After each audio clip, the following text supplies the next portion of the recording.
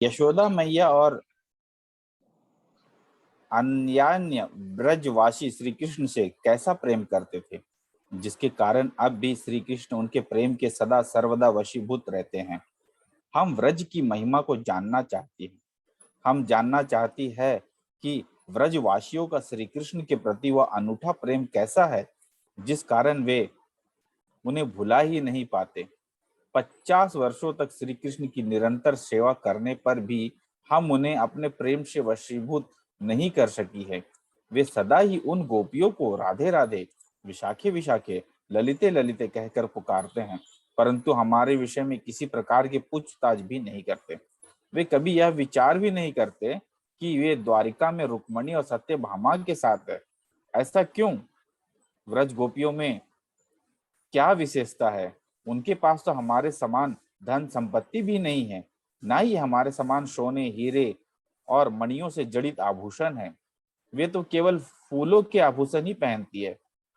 श्री कृष्ण वहां स्वयं गाय चराने जाते थे और द्वारका में तो वो राजाधिराज है। तथापि वे सदैव व्रजवासियों का ही चिंतन क्यों करते हैं? उन्होंने अपना हृदय गोपियों को क्यों दे दिया है? क्या वे कोई वशीकरण मंत्र जानती है? गोपियों के प्रेम में ऐसी क्या विशेषता है जिससे कि उन्होंने श्री कृष्ण के हृदय पर एक छत्र अधिकार कर लिया है? आप अवश्य ही उन गोपियों और व्रजवासियों के प्रेम की महिमा को जानती है। अतएव कृपा कर हमें कुछ बताइए। अपनी सखी यशोदा और व्रजवासियों का स्मरण आते ही रोहिणी जी का हृदय भर आया और वे रोने लगी। कुछ देर रोने के पश्चात जब उनका मन थोड़ा हल्का हो गया, तब वे कुछ धैर्य धारण कर श्री कृष्ण द्वारा की गई व्रज लीलाओं का वर्णन करने लगी। इसी बीच कंस की माता पद्मावती वहां आ गई। 100 वर्ष से अधिक आयु होने के कारण उसका शरीर कुबड़ा हो गया था और वे लाठी के सहारे ही चल रही थी। व्रजवासियों की चर्चा सुनते ही पद्मावती क्रोधित होकर बोली, गोप गोपियों की चर्चा करना व्यर्थ है। वे लोग अत्यंत दुष्ट, क्रूर और कृपण हैं। कंस से रक्षा के लिए वसुदेव ने कृष्ण को गोकुल में नंद के आश्रय में छोड़ दिया था। वहां कृष्ण और बलदेव का ठीक से लालन पालन भी नहीं हुआ। यशोदा तो कृष्ण को दूसरे का बालक ही समझती थी, अतएव इसलिए उसने कृष्ण को कभी भरपेट दूध भी नहीं पिलाया। भूख लगने पर वह दूसरों दूसरों के घरों से मक्खन चुराने के लिए विवश हो जाता था। यदि वह चोरी करते पकड़ा जाता था तो उस कोमल बालक को कठोर हृदय वाली यशोदा रस्सियों से बांध देती और छड़ी दिखाकर उसे डराती धमकाती थी। उस समय भयभीत होकर वह रोते रोते विनती करता था कि मुझे मत मारो। 5 वर्ष की आयु में जब सभी बालक गुरुकुल में शिक्षा करने के लिए जाते हैं, कृष्ण और बलदेव की उस आयु में नंद और यशोदा ने उन्हें गाय चराने के लिए वन में भेजना आरंभ कर दिया। इतना ही नहीं, वन में कांटे कंकड़ों से रक्षा के लिए कभी उन्हें जूते चप्पल भी नहीं दिए और ना ही धूप वर्षा से बचने के लिए छाता ही दिया। वे 7 वर्ष तक भोर से संध्या तक नंद की गाय चराते रहे और इसके बदले में उन्हें केवल कुछ वस्त्र ही मिले। मेरा विचार है कि हमें गर्गाचार्य को बुलाकर भली भांति गणना करवानी चाहिए कि कृष्ण और बलदेव को गाय चराने के लिए कितना वेतन मिलना चाहिए था और वास्तव में नंद ने उन पर कितना धन व्यय किया। यदि नंद ने उन पर अधिक धन व्यय किया तो मेरे उदार हृदय वाले पति ब्याज सहित उसे दुगना धन नंद को दे देंगे, और यदि हमारा नंद से कुछ लेना बाकी रहता है तो हम उन पर दया करते हुए उन्हें कह देंगे कि हमें कुछ नहीं चाहिए। पद्मावती की बातें। हरे हरे कृष्ण कृष्णा। प्रभु जी। तो देखिए कितना स्वीट पास टाइम है ये। तो रोहिणी जी से इन्होंने पूछा कि आखिर क्यों इतना याद करते हैं ब्रजवासियों कि क्यों उनका चिंतन करते रहते हैं। क्या गोपियां कोई वशीकरण मंत्र जानती हैं? क्या है आखिर इसका कारण? तो रोहिणी जी याद की, उनको याद आ गई यशोदा मैया की और ब्रजवासियों की, और वो रोने लगी। और ब्रज की लीलाओं का वर्णन करने लगी। तो इस बीच कौन आया वहां पे? पद्मावती। हाँ, कंस की माता पद्मावती। पद्मावती किनकी पत्नी थी? उग्रसेन की। उग्रसेन की पत्नी थी, राइट। तो वो जो भगवान की लीलाएं थी वृंदावन की, उनका सोच अलग था। उनका भगवान के प्रति अलग किस्म का वात्सल्य था। उनको लगता था कि भगवान को सही से ट्रीट नहीं किया गया, सही से रखा नहीं गया गोकुल में। तो वो उस तरह से कहने लगी। तो ये सब सुन के रोहिणी जी को बहुत क्रोध आया और उन्होंने कहा कि तुम कभी भी ब्रजवासियों के प्रेम का अनुमान नहीं लगा सकती हो। और ये सुन के पद्मावती वहां से चली गई।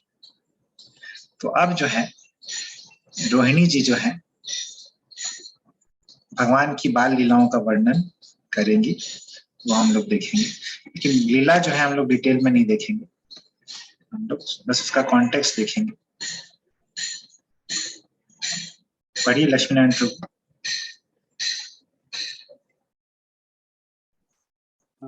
रोहिणी जी के द्वारा श्री कृष्ण की वज्रलीला वज्रलीलाओं का वर्णन।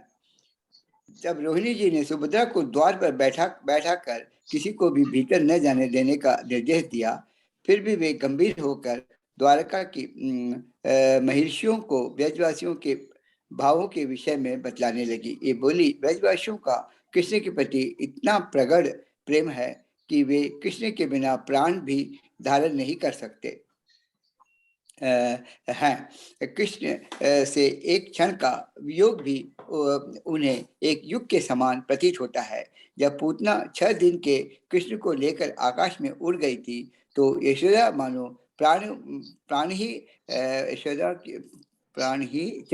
चले गए थे। प्राण ही कृष्ण के संग चले गए थे और मूर्छित हो गई थी। पुनः कृष्ण के स्पर्श ही उनकी मूर्छा दूर हुई।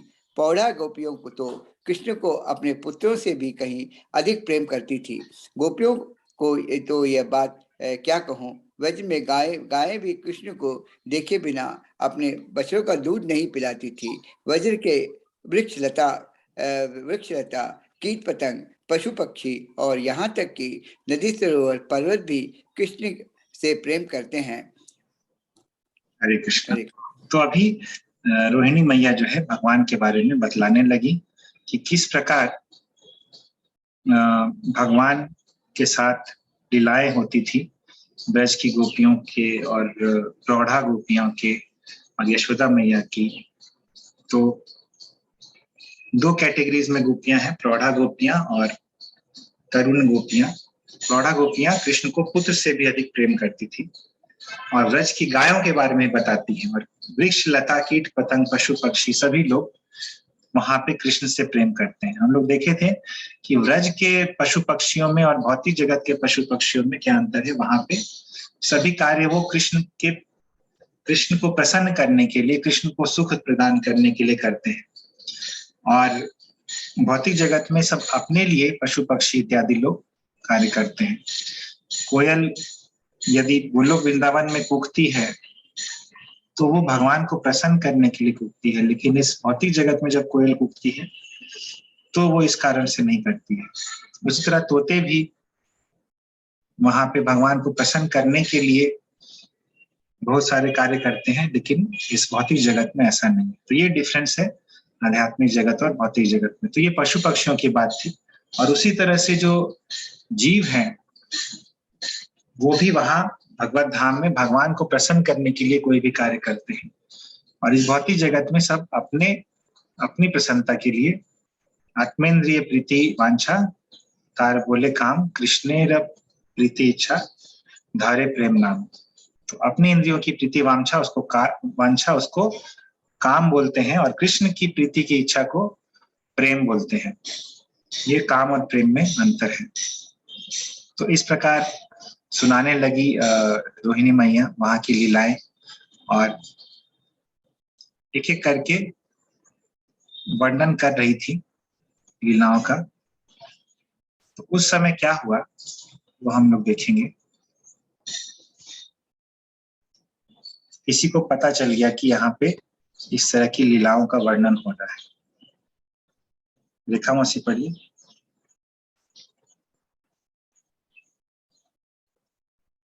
हरे कृष्ण।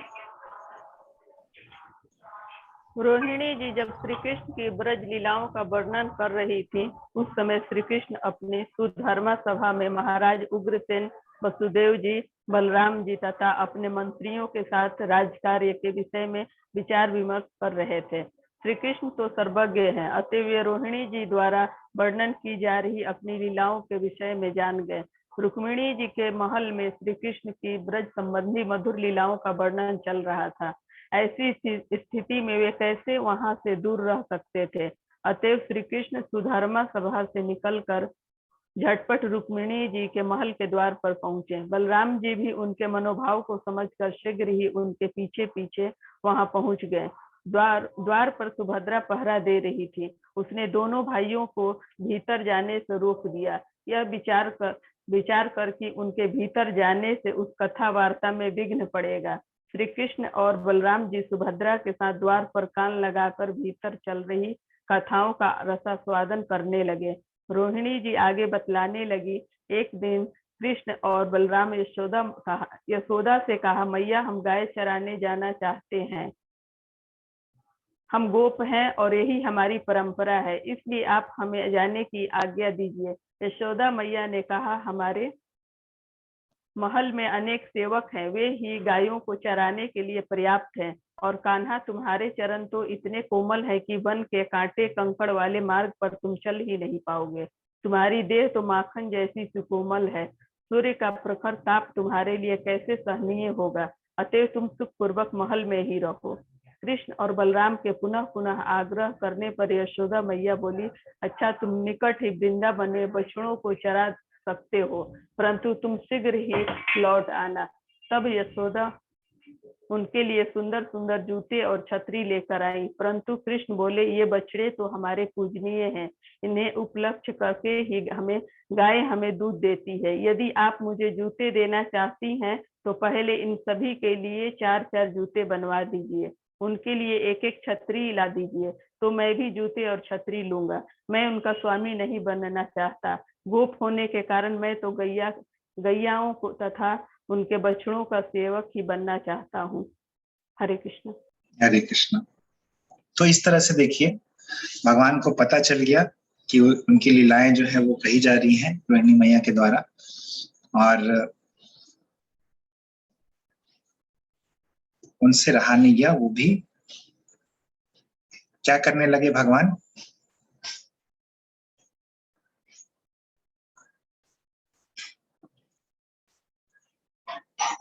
कथा सुनने चले गए।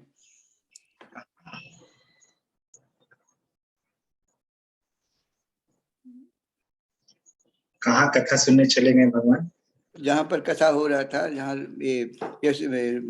ये बैठी हुई थी, सुभद्रा बैठी हुई थी,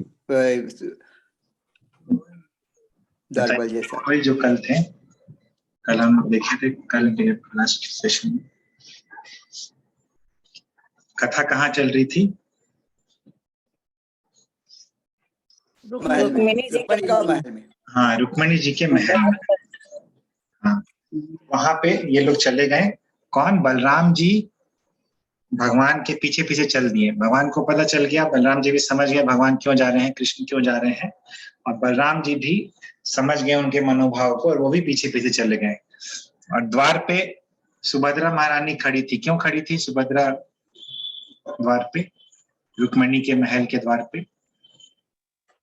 रोहिणी माता ने बताई थी कि कोई अंदर नहीं आए, इसीलिए उनको द्वार पर खड़ा कर। हाँ, क्यों मैया ने अंदर आने के लिए किस खास पर? बाबू जी, रुक्मिणी का महल में हो रहा था ना, रोहिणी जी का महल में? रुक्मिणी जी के महल। रोहिणी जी वहाँ आई थी कथा करने के लिए। मैया आई थी वहां पे। वो रहा था अच्छा अच्छा। हाँ, क्यों मना किया था कृष्ण बलराम को अंदर आने से? यहाँ पे शायद नहीं है, बाद में होगा। क्योंकि ना वो अंदर आके कथा सुन लेंगे तो रोने लगेंगे, उन लोग का याद आने लगेगा गोपी लोग का। रोने लगेंगे, मूर्छित हो जाएंगे, वहां जाना चाहेंगे, बहुत सारा चीज होने लगेगा जिसका इच्छा नहीं था कि ऐसा हो। तो इसीलिए मना किए थे कि कृष्ण को नहीं सुनने देना है। लेकिन ये सुभद्रा महारानी इतनी बिजी थी, वहां पे वो भी कथा सुन रही थी कान लगा के। जाने से तो रोक दी, लेकिन ये लोग भी क्या किए कि कान लगा के सुनने लगे, कृष्ण और बलराम जी। तो इस तरह से कथाएं अभी सुनाते जा रही थी रोहिणी मैया, तरह तरह की कथाएं सुनाते जा रही थी। कैसे भगवान जंगल में जाते थे, कैसे बछड़े चराने जाते थे, फिर गाय चराने जाने लगे, तो किस तरह से यशोदा मैया और नंद बाबा उनके पीछे पीछे जाते थे। तो बहुत अच्छे से इन कथाओं का वर्णन किया गया है। और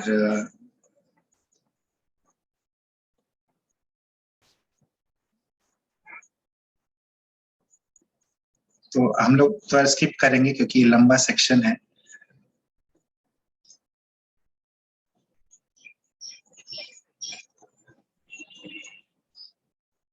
डिटेल में कथा है, आगे चलेंगे।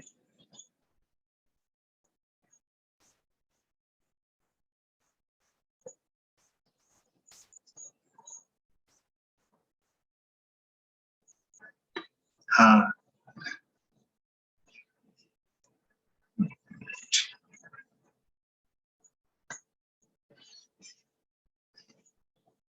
पढ़िए वंदना माता।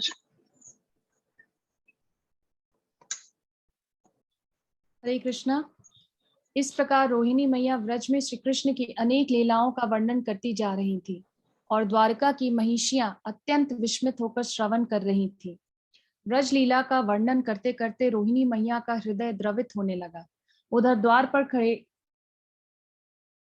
पर खड़े श्री कृष्ण व्रज की मधुर लीलाओं को सुनकर उसमें डूब गए और व्रजवासियों के प्रेम को स्मरण कर उनका हृदय भी द्रवित होने लगा। हृदय के द्रवित होने के साथ साथ उनके हाथ पैर भी संकुचित होने लगे। श्री कृष्ण के साथ सुभद्रा और बलराम जी के हृदय भी गोपियों के प्रेम की महिमा का श्रवण कर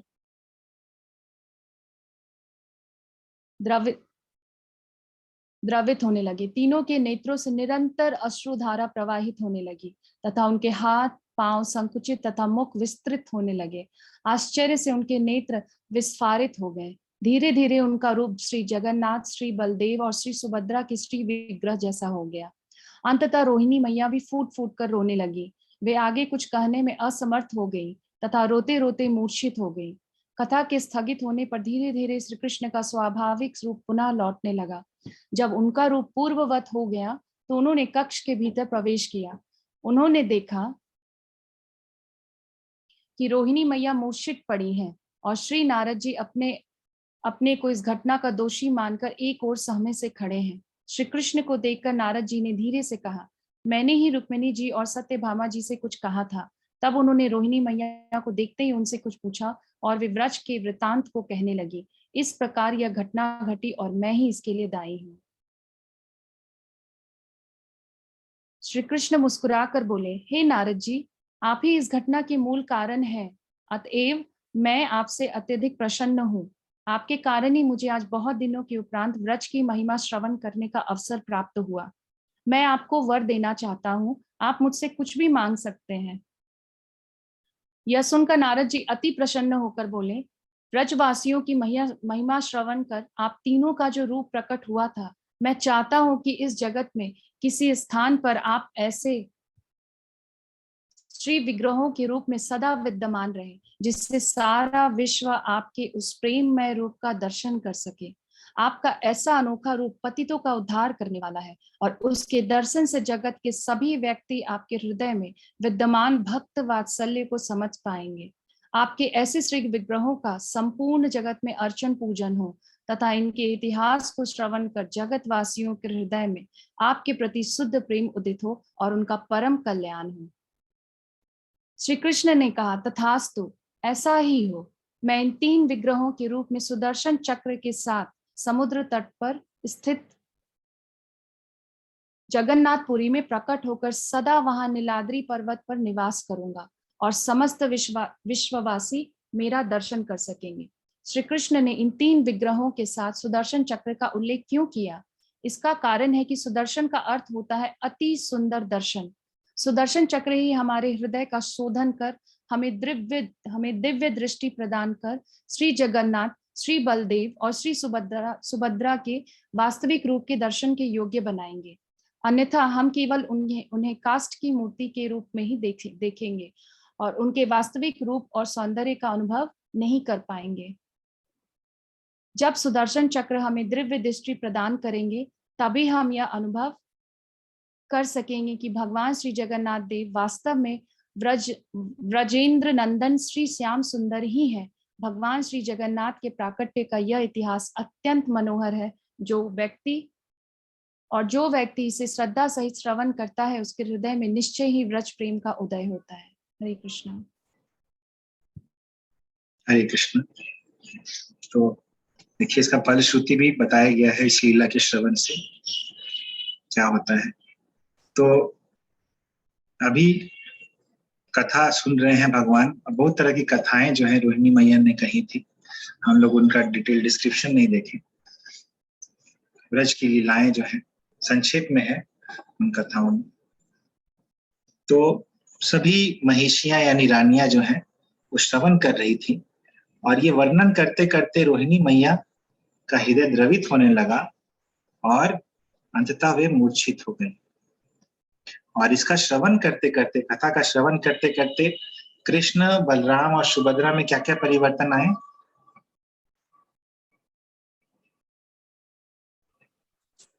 हाथ पैर सिकुड़ने लगा और मुंह बड़ा होने लगा, आंख बड़ा हो गया।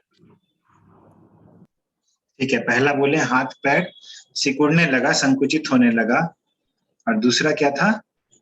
आंखें बड़ी बड़ी हो गई। ठीक है, और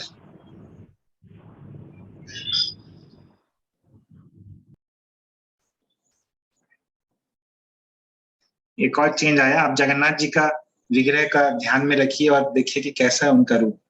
तो आपको आंखों से आंसू आने लगे। नहीं, जगन्नाथ जी वो तो ठीक है, वो तो आंखों से आंसू आ रहे हैं, लेकिन वो रूप कैसा हो गया उसके कारण। जगन्नाथ जी का रूप कैसा है? एक और चीज जो कि उनका जो मुख है, चेहरा बड़ा हो गया, उनका आंखें विस्तार हो गई। आप देखिए, कोई आदमी जब रोने जैसा हो जाता है तो उसका मुंह कैसा हो जाता है? मुख विस्तृत हो जाता है, उसका जो होठ है वो चौड़ा हो जाता है। जब कोई वैसे रोने जैसा हो जाता है तो फिर वैसे ही जगन्नाथ जी का चेहरा जो है, बलदेव जी का चेहरा और सुभद्रा महारानी का चेहरा वैसे ही हो गया। आंखें बड़ी बड़ी हो गई। देखिए, किसी का चेहरा यदि कोई बहुत ही करुणा वाली अवस्था में आ जाता है, म्यूट कीजिए मालती माता जी, तो उसकी आंखें भी बड़ी हो जाती हैं। और यही चीज जगन्नाथ जी, बलदेव जी, सुभद्रा महारानी के साथ भी। हाथ पैर संकुचित हो जाते हैं। ये एक विकार है, अष्ट सात्विक विकारों में से ये भी एक विकार है। हाथ पैर का संकुचित हो जाना, हाथ पैरों में संकुचन आ जाता है, कॉन्ट्रैक्ट हो जाते हैं कछुए की तरह। राधा रानी में भी ये भाव आता था।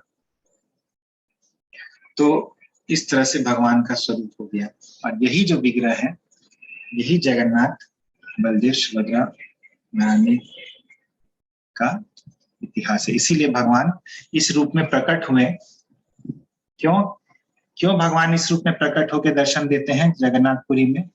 ये तो बहुत ही विशेष रूप है।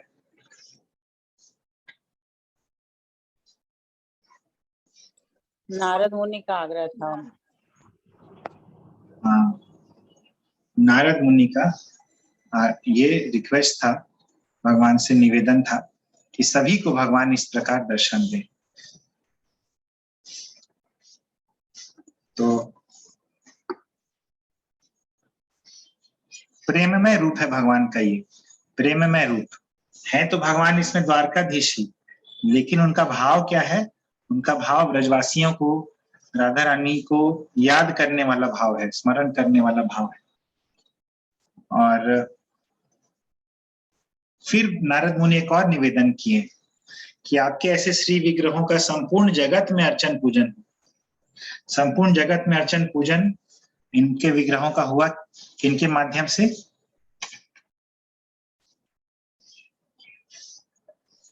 प्रभुपाद के माध्यम से। प्रभुपाद के माध्यम से हुआ। संपूर्ण जगत में जगन्नाथ जी फेमस हो गए। तो जब प्रभुपाद जगन्नाथ जी का अर्चन पूजन शुरू करवाए थे विदेश में, तो जगन्नाथपुरी के जो पंडित थे उनको बहुत आपत्ति हुई और उनको लगा कि ये तो जगन्नाथ जी हैं, इनका विदेश में कैसे पूजन हो रहा है, इनका तो जगन्नाथपुरी में केवल उड़ीसा में पूजन होना चाहिए। तो प्रभुपाद के पास जब यह बात गई तो प्रभुपाद ने कहा कि he is Jagannath, he is not Oriya Nath, कि वे जगन्नाथ है, वे केवल उड़िया नाथ नहीं है, जगत के नाथ हैं, इसीलिए उनका पूरे जगत में पूजन होगा।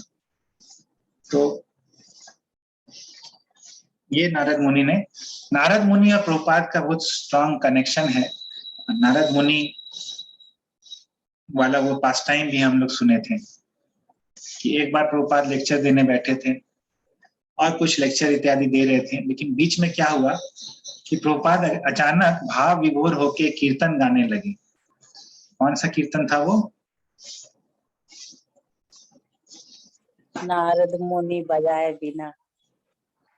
हाँ, नारद मुनि बजाए वीणा, देहा राधिका रमन नामे। राधिका रमन नाचे। हाँ, नारद मुनि वीणा बजा रहे हैं राधिका रमन नाम लेके, ये लोग भजन गाने लगे भाव विभोर होके प्रभुपाद। तो सभी उनके शिष्य बहुत आश्चर्यचकित हो गए, प्रभुपाद कैसे उनका चैनल चेंज हो गया, कैसे एकाएक भजन गाने लगे। तो जब खत्म हुआ तो कुछ शिष्य जो थे उत्सुकतावश उन्होंने प्रश्न किया कि प्रभुपाद आप ये भजन क्यों एकाएक गाने लगे? प्रभुपाद ने कहा कि तुम लोगों ने देखा नहीं, नारद मुनि यहाँ आए थे, नारद मुनि यहाँ आए थे, तो यहाँ सामने बैठे थे। तो ऐसा जब उन्होंने कहा तो शिष्य लोग तो बोले नहीं, हमने तो नहीं देखा। और एक्चुअली अभी भी उस इस्कॉन सेंटर में जहाँ पे लीला हुई है वहां पे एक चेयर खाली रहता है, वो नारद मुनि के बैठने के लिए रखा जाता है। 1 मिनट दीजिएगा।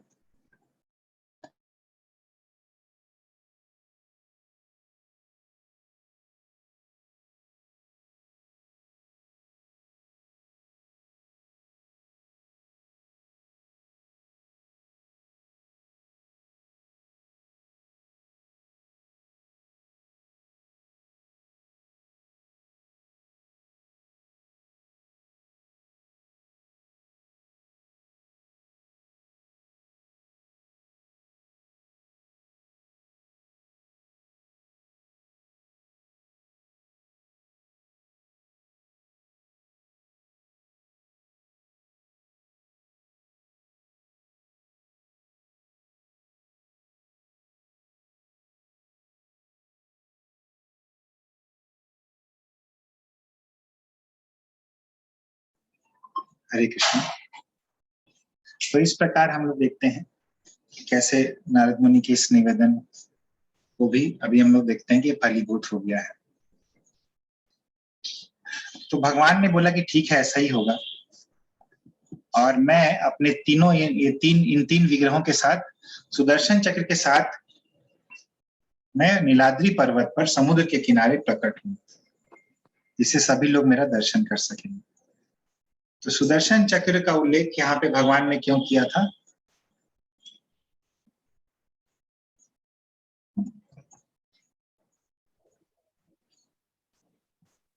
अति सुंदर सुदर्शन दर्शन मतलब सुदर्शन, अच्छा, सुंदर दर्शन। क्या है सुंदर दर्शन?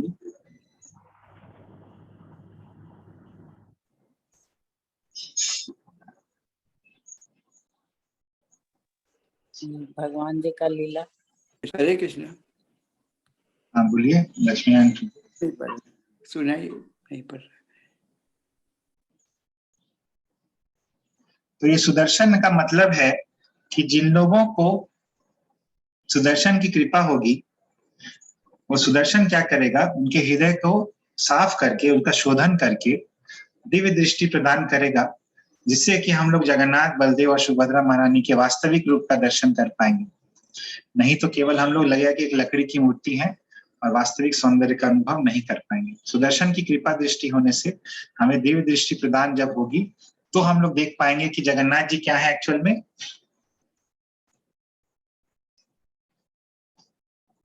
कृष्ण। कृष्ण है, ब्रजेंद्र नंदन श्याम सुंदर श्री कृष्ण है। और एक और चीज यहाँ पे बतलाया गया है कि जो इस जगन्नाथ जी के प्राकट्य का कथा का श्रवण करेगा कैसे श्रद्धा सहित, तो क्या होगा उसका फलश्रुति? हृदय में व्रज प्रेम का उदय होगा। हाँ, व्रज प्रेम का उदय होगा हृदय में, जो कि हमारा प्रयोजन है, हमारा अल्टीमेट डेस्टिनेशन क्या है भक्ति करने का, कि ये प्रेम जो है उसी का उदय हो। हम लोग जब क्यों करते हैं? इस प्रेम के उदय करने के लिए। हम लोग भगवान का कथा का श्रवण क्यों करते हैं? इस प्रेम के उदय होने के लिए। हम लोग भगवान का प्रसाद क्यों लेते हैं? आप देखिएगा कि यदि भौतिक जगत में भी किसी के भीतर ज्यादा प्रेम रहता है तो दोनों एक दूसरे का जूठा खाने में सकुचाते नहीं है। तो उसी तरह से हम लोग भी भगवान का जूठा प्राप्त करते हैं, दिखाने के लिए कि भगवान हम लोग का ऐसा ही प्रेम रहे। और भगवान भी ऐसी रेसिप्रोकेट करते हैं। जब गोलोक में भगवान, या जब वृंदावन, भौम वृंदावन में भी भगवान जब लीला करते हैं, तो अपने मित्रों के साथ जब वो टिफिन लेके जाते हैं जंगल में, तो सभी लोग चारों तरफ से घेर के बैठ जाते हैं भगवान को और बोलते हैं कि कृष्ण ये खा लो, ये बहुत अच्छा बना है, कृष्ण वो खा लो, वो बहुत अच्छा बना है। और वो अपना जूठा भगवान को खिलाते हैं, भगवान भी अपने टिफिन से उन लोगों को खिलाते हैं। तो इस तरह से ये प्रेम का आदान प्रदान चलते रहता है। तो ये प्रेम का उदय होना ही हमारा लक्ष्य है, और इसीलिए कथाएं जो है उस लक्ष्य को फलीभूत करती हैं। तो ये था जगन्नाथ जी का प्राकट्य का कारण कि क्यों प्रकट हुए जगन्नाथ जी। हम लोग अभी देखेंगे कि रथ यात्रा क्यों होती है, ये हम लोग कल देखेंगे। परसों रथ यात्रा है, कल हम लोग कारण देखेंगे कि रथ यात्रा क्यों होती है, क्यों जगन्नाथ जी के रथ को खींचा जाता है, क्या कारण है रथ को खींचने का,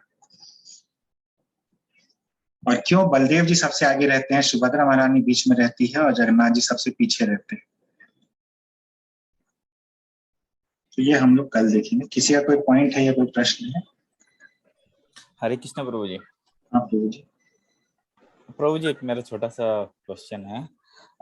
अभी जो घटना आज हम लोग डिस्कस किए ना प्रभु जगन्नाथ जी का, ये जो हुआ है ये द्वापर युग का क्लाइमेक्स में हुआ है, ठीक है ना प्रभु जी? और जो हम लोग ये महाराज इंद्रद्युम्न का जो हम लोग पढ़े थे वो ऑलरेडी सतयुग से स्टार्ट होके चला आ रहा है ना प्रभु जी? राइट प्रभु जी। तो जो भगवान नील माधव जी है वही जगन्नाथ जी है ये द्वापर युग के मतलब कि अंत में, लास्ट में जो वही जगन्नाथ बन करके आए हैं, यही है ना प्रभु जी? तो यहाँ पर प्रभु जी हम क्या बोल रहे थे, मतलब ऑलरेडी स्टोरी तो सतयुग से ही चला आ रहा है ना प्रभु जी? मतलब मेरा कहना कि पहले घटना कौन सी घटी है? ये नारद जी ने भगवान जी से वर के रूप में मांगा कि आप कलयुग में जगन्नाथ जी के रूप में ही सबको दर्शन दे, या फिर जो इंद्रद्युम्न महाराज जो कोशिश कर रहे थे कि नील माधव जी के रूप में दर्शन मिले, जो कि सक्सेसफुल नहीं हो पाए, तो फिर उनको बोले कि ठीक है मैं आपको जगन्नाथ जी के रूप में आपको दर्शन दूंगा कलयुग में। जानना चाहते दोनों में प्रभु जी पहला घटना कौन सा है प्रभु जी? हाँ, तो पहला घटना प्रभु जी, पहला घटना ट्रेस करना इतना सिंपल नहीं है, क्योंकि ये साइक्लिक है। हम लोग का जो टाइम पीरियड है युगों का, ये साइक्लिक है। सतयुग के पहले कौन सा युग आता है? सतयुग से पहले तो फिर कलयुग ही होगा प्रभु जी। कलयुग आता है, और कलयुग से पहले द्वापर युग आता है। द्वापर, हाँ प्रभु जी। तो यानी कि सतयुग पहले आता है कि द्वापर युग पहले आता है? पहले तो सतयुग आएगा प्रभु जी। लेकिन ये जो सतयुग था, मान लीजिए कि ये सतयुग था इंद्रद्युम्न जिसमें थे, उसके पहले वाले द्वापर युग में, अच्छा हाँ हाँ ठीक है। द्वापर युग द्वापर युग कितने द्वापर युग में भगवान कृष्ण आते हैं ब्रह्मा जी के एक दिन में? ब्रह्मा जी के एक दिन में प्रभु जी, ब्रह्मा जी के एक दिन में 1000 चतुर्युग है प्रभु जी। हाँ राइट, उसमें कितने द्वापर युग में भगवान आते हैं? ये नहीं पता प्रभु जी मुझे। उसमें एक ही द्वापर युग में भगवान आते हैं। ब्रह्मा जी के दिन में केवल एक ही बार श्री कृष्ण आते हैं, यानी अच्छा। 1000 चतुर्युगों में केवल एक ही चतुर्युग में, एक ही द्वापर युग में भगवान आते हैं। तो ब्रह्मा जी का जो पिछला दिन है, हाँ प्रभु जी, उसकी कथा होगी ये। ओके ठीक है प्रभु। तो उस पिछले दिन में या उसके पिछले दिन में कथा होगी। तो ब्रह्मा जी के कितने दिन अभी बीत चुके हैं?